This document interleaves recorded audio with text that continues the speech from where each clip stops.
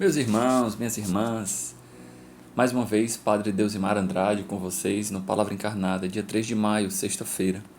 E hoje a igreja se alegra com a festa litúrgica de São Tiago e São Filipe. Tiago chamado menor para distinguir a diferença, não sei se o tamanho era diferente dele de fato, mas a diferença de Tiago, irmão de João, que é considerado Tiago maior, né? Maior porque mais próximo, mais íntimo de Jesus. Não talvez porque seja mais alto, não sabemos ao certo, mas tudo bem. E hoje nós iremos meditar com a palavra de Deus em João 14, dos versículos 6 ao 14. O Senhor esteja convosco, Ele está no meio de nós. Proclamação do Evangelho de Jesus Cristo, segundo João. Glória a vós, Senhor. Naquele tempo, Jesus disse a Tomé: Eu sou o caminho, a verdade e a vida. Ninguém vai ao Pai senão por mim. Se me conhecesseis, conheceríeis também o meu Pai. E desde agora o conheceis e o vistes. Disse-lhe Filipe: Senhor, mostra-nos o Pai, e isso nos basta. Jesus respondeu: Há tanto tempo estou convosco e não me conheces, Filipe. Quem me viu, viu o Pai. Como é que tu dizes, mostra-nos o Pai? Não acreditas que eu estou no Pai e o Pai está em mim? As palavras que eu vos digo, não os digo por mim mesmo, mas é o Pai que, permanecendo em mim, realiza as suas obras. Acreditai-me, eu estou no Pai e o Pai está em mim. Acreditai ao menos por causa destas mesmas obras. Em verdade vos digo, quem acredita em mim fará as obras que eu faço e fará ainda maiores do que estas. Pois eu vou para o Pai, e o que pedirdes em meu nome eu realizarei, a fim de que o Pai seja glorificado no Filho. Se pedirdes algo em meu nome, eu o realizarei. Palavra da salvação, glória a vós, Senhor. Meus irmãos, certamente esse evangelho foi escolhido hoje pela participação, pelo diálogo de Jesus com Filipe, que é um dos santos mártires que é celebrado hoje. E com essas pequenas palavras nós conseguimos prescrutar o coração de Filipe, né? Um coração desejoso de ter uma experiência com Deus.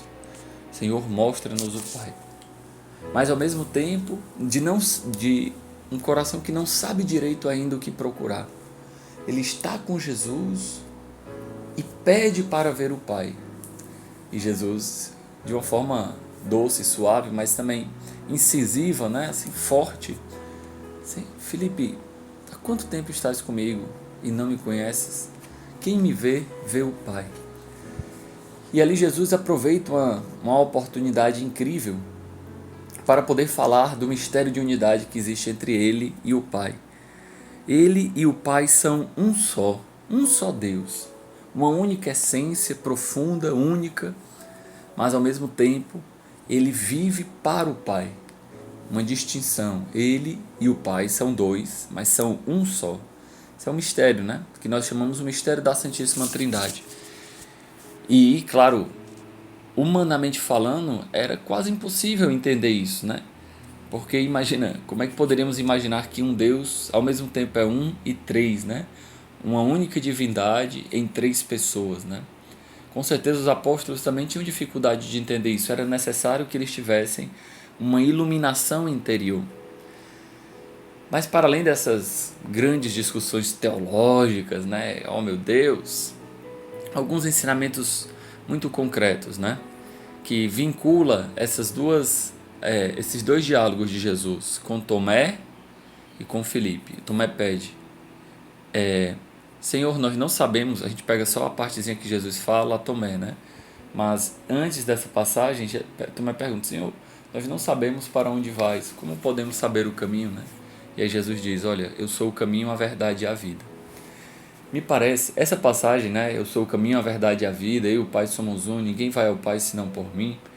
Nossos irmãos evangélicos, eles usam dessa passagem para dizer, não, os santos não podem interceder por nós. Não, os santos não rezam por nós. Jesus é o único caminho, certo? Mas me parece que essa passagem, se usada dessa forma, é errada, é inadequada. Porque vejam, Jesus quer, para os seus apóstolos, mostrar Ele como caminho para o Pai, ou seja, Ele como uma porta para que nós possamos entrar.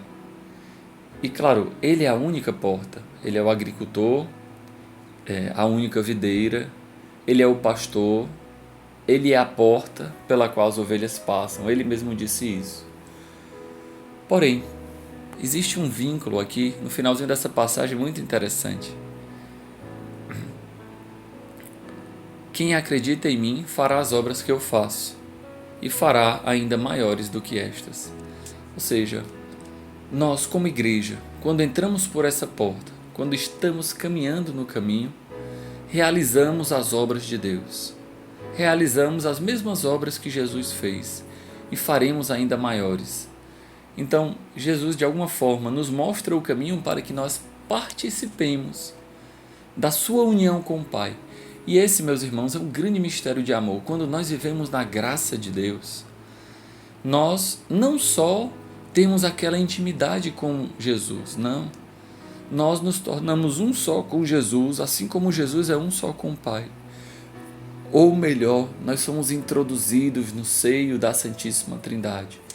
Participamos daquela comunhão eterna de amor com Deus, de tal forma que realizamos as obras de Jesus em nossa vida. O que isso quer dizer precisamente, meus irmãos, minhas irmãs? Que já não somos mais nós que vivemos, é Cristo que vive em nós. Aquele que vive na graça, aquele que luta para permanecer em estado de graça, que se confessa com frequência, se abdica dos pecados, prova de uma alegria eterna, que não será roubada dele. Uma alegria que não se encontra na multiplicidade dos prazeres, uma alegria que não se encontra no ter, no poder e no prazer, mas uma alegria que é estar com Deus. E realizam-se obras maiores do que a de Jesus. E isso é um grande mistério de amor. Já parou para pensar? Hoje, o bem que a igreja faz ao mundo é através do amor a Jesus abandonado, porque lá no fundo a igreja só faz a obra de caridade por amor a Jesus abandonado. O bem que a igreja faz é muito maior historicamente do que aquelas curas que Jesus fez. Jesus passou e fez sua missão perfeitamente, claro. Eu quero que vocês entendam a comparação para não pensarem que eu estou falando alguma heresia, Mas Jesus passou bem, fez sua obra perfeitamente, sem dúvida alguma. Mas ele curou alguns doentes, ressuscitou alguns mortos. E a igreja, hoje, como extensão do seu corpo, ela faz obras muito maiores. Quantas pessoas são curadas? Milagrosamente, de fato, mas também de maneiras cotidianas, pelas obras de caridade da igreja, são curadas graças ao sim de muitos homens e muitas mulheres. Quantas pessoas não são mortas, ou seja, são ressuscitadas. Quantas pessoas saem de uma vida velha para uma vida nova.